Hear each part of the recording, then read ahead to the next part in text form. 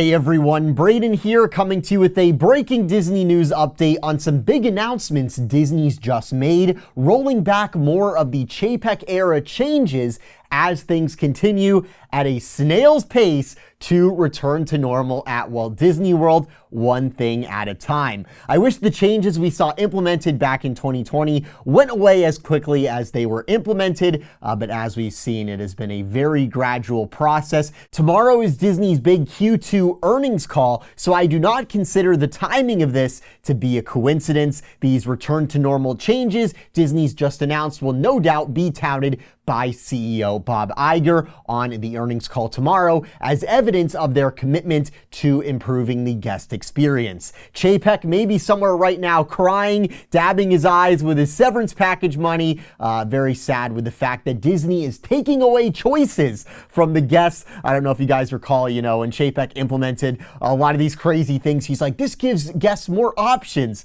Now Disney's taking them away, which is pretty funny. Getting into it here, Disney dropped 5 big updates on the Disney Parks blog. So number 1, Disney is removing the theme park reservation requirements for date-based tickets at Walt Disney World. So day-to-day tickets, dated ticket packages, in the future, you won't have to pick a park in advance. How far in the future? Well, it says, quote, starting with park visits on January 9th, 2024, theme park reservations will no longer be required for date-based tickets. For other admission types, including non-dated tickets, theme park reservations may be required to help us continue managing attendance and delivering a great experience for everyone. So this change, while great, Disney says they've listened to our feedback. They're taking their sweet time here. The park reservations don't lift for dated tickets for another 8 months here, which is wild stuff.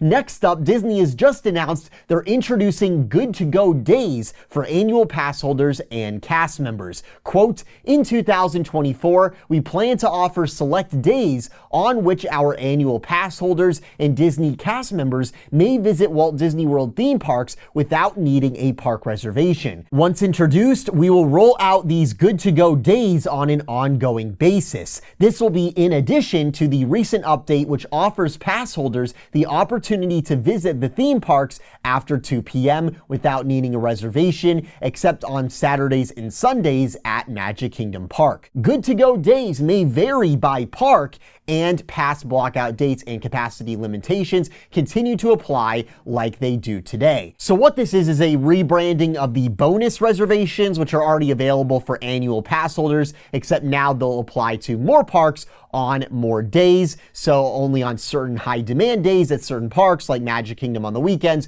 will you actually need to secure a park reservation in advance. I have to say this is almost more confusing than just simply having reservations for everyone, because now depending on your ticket type and depending on what day you're going, depending on your ticket type and depending on what park you're going to at what time of day, depending on your ticket type, park reservations may be required or may not. So you don't even really know. You're still gonna have to go into Disney's clunky system and check every time you go. It's been 3 years now and this system is still not implemented into the My Disney Experience app. You have to go on your mobile browser, you have to log in. You guys know the Disney site. You literally have to log in every hour, every minute, and it sends you an email saying, hey, you logged in. It's so crazy how Disney system works. You're still gonna have to go in and do all that and check it and jump through all these hoops, but now sometimes you won't have to make a reservation, which is awesome. It's a step in the right direction. It's a step towards returning to normal, but it's almost more confusing than just simply having park reservations or not having park reservations. Bob Iger, if you're listening, I know you're not, but just have park reservations or don't. Doing like sometimes we want it, sometimes we don't. We know what's going on here. The park reservation system is advantageous to Disney because it gives them all these analytics, and it also helps limit pass holders and their access to the park and cast cast members access to the park. So they want to keep it for that reason, but also it's an enormous pain for guests, and they need to start appealing more to guests and try to get more people to come. So for dated tickets, they don't want to have to require it anymore. So they want to have their cake and they also want to eat it too. It's just too confusing. Just do one or the other. Just get rid of reservations. They're awful. We know that there's certain things you like about it, but it is definitely not pro-consumer, and it's something that in the future you're going to have to get rid of anyways. So stop making it so complicated, although it is great that we are starting to see some of the park reservations requirements be lifted here. It is definitely good news. Next up, and this is a biggie for a lot of you guys who are always asking me, Brayden, is the dining plan ever coming back?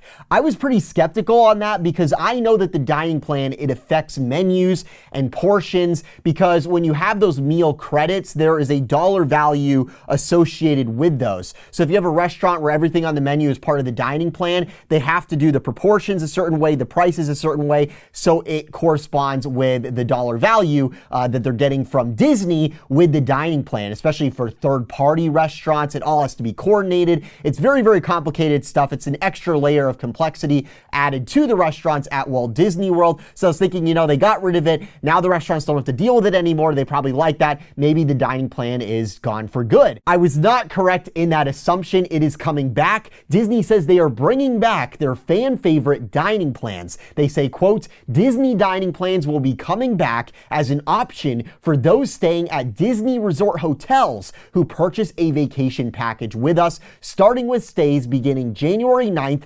2024, which will also open for bookings on May 31st, 2023. We know our guests and families in particular have missed dining plans, which offer guests the convenience and peace of mind of prepaying for their meals and snacks. Guests will be able to choose from two popular options, packages that include either the Disney Quick Service Dining Plan or the Disney Dining Plan. Both plans will be a great value for families with young children, with access to many spectacular food and beverage offerings across Walt Disney World. So great news for our dining plan fans out there. Again, though, none of this is being implemented till next year. This is another 2024 thing here. What's the holdup on all these changes? Disney says, we've heard your feedback. We know there's a lot of things you don't like. We're going to fix those, but we're going to wait 8 months to fix those, which is just pretty crazy. We're going to wait till next year. Wild stuff. Fourth, Disney says they are going to continue providing extra park time to resort hotel guests. So the special morning and evening hours resort guests have been able to enjoy lately, those will continue through 2024, according to Disney's statement here. And finally, and this is the big boy, Disney says that they will be simplifying the Disney Genie experience. Now, details on this are very, very scarce, so we got to really pay attention to the very, very little that Disney has given us here. We have to try to decode what they're saying here so we can start to get an idea of what to expect in the future going to Walt Disney World. Quote, we have heard from guests that they would like ways to plan with Disney Genie Plus service and individual Lightning Lane selections before the day of their park visit. And we want you to know we are working on ways guests may do this for visits in 2024. Our goal is to give you the opportunity to spend less time planning in the park and more time enjoying your visit with friends and family. While we are not able to share specific details, we look forward to sharing more information at a later date. To me, this sounds like FastPass Plus. Let me know what you guys think. It sounds like FastPass Plus, but now you're paying for it. And to me, I've never done Genie or individual Lightning Lane. I vowed not to, and, Chapek implemented it. I'm never doing it. But one thing that I really respect about Genie, and I said this when it was announced, is it is better on the spontaneity aspect versus the old FastPass Plus where people were booking 90 days out, what exactly they're going to be doing at certain times a day, 90 days in the future. As someone who is more spontaneous, who wants to keep options open when they're at the parks, do whatever, I feel like it is nice with Genie that it's a day of type of thing. The day of, you're probably gonna have a much more of an idea of what exactly you want to do during the day. You're not totally confined by decisions you made 90 days ago. So currently with Genie, you get Genie, everyone gets it at the same time. The day of, you're in there and you start making your Genie bookings, right? There's no nerds 365 days in advance advance at 4 in the morning, scooping up all the good stuff, and the day of when you decide, hey, I want to go to Disney today, you're left with only skipping the line at the Nemo musical at Disney's Animal Kingdom. Disney themselves clearly hasn't decided on what this update will entail for sure. Clearly, they're still debating the specifics in-house, but they're confident enough to tell us that they are looking to change the Genie service and the Lightning Lane services moving forward, so that there is some sort of advanced booking option there. I foresee a scenario where 90 days out, you can pay your $20 to secure your spot for Rise, and then on the day of, it's not available to many people, which personally I think is a downgrade versus the current system. Personally, I think the day of is the most fair system because,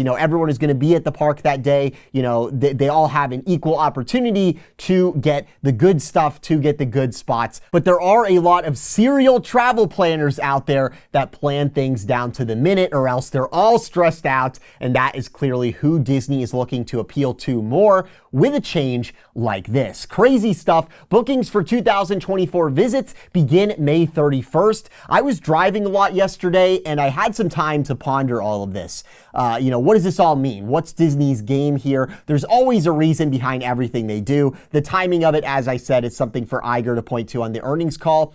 But bigger than that, it seems to me with these changes, this gradual progression towards retiring the park reservations, they're bringing back the dining plan, perhaps they're going to be bringing in paid FastPass Plus effectively in the future. I think all of this is about giving more flexibility to guests, not in the marketing way, not in the way that Chapek was saying it back in the day, where he was making things much more expensive and more complicated and actually more restrictive, while saying we're giving more options to guests. And perhaps all this 2024 talk, these changes Disney's making here, I think it's indicating that this brief age that Disney's enjoyed at Walt Disney World the past few years, where they've been able to make guests do whatever they want them to do, where for years they were able to make guests jump through all of these ridiculous hoops. I think that all these hoops and things, it's starting to come to an end because the endless demand that DeMauro and Chapek were bragging about back in 2020, it is drying up. You look at the economic situation, you look at the banking situation, you look at the actions that have been taken this past year by the Federal Reserve, and I think what it's all pointing to is in the future, consumers are going to have less access and more expensive access to consumer credit. There's less stimulus going around. The savings rates in this country, the situation is beyond grim. So all the free money and the endless demand that enabled Disney to basically act like the DMV, act like the government, where basically, you're going to do whatever you say because you want the service we're providing, so we're going to make you jump through all these hoops. That is starting to come to an end here because the situation we had in 2020 and 2021, and to a lesser extent in 2022, by the time 2024 comes around, it is just no longer going to be something that Disney is going to be able to hang their hat on. Demand is going to slow. Growth is going to slow. It's going to, again, have to become about how do we attract guests to our park? How do we put forth offerings that entice people to come? How do we appeal to guests? Which is a question that nobody in the C-suite has really asked in 3 years because they didn't have to. Because you had this endless flow of people who wanted to come, who had cash, who wanted to come to Disney World, so they were able to really take advantage of us in a way that they may not be able to in future years. They're going to have to ask, in a slower economy, how do we entice guests to spend money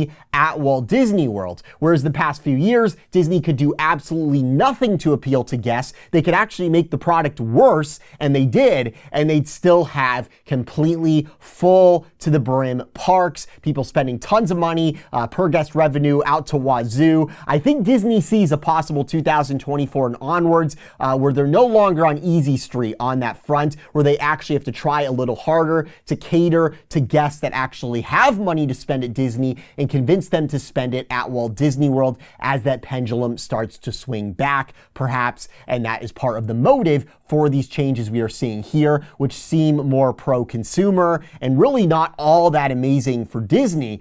There's definitely a reason Disney would do something like that. And as always, it is about the money. If you enjoyed this video, be sure to subscribe with those notifications on. Thank you so much for watching. From the Mickey Views Magic Studio, this is Brayden. Have a magical day.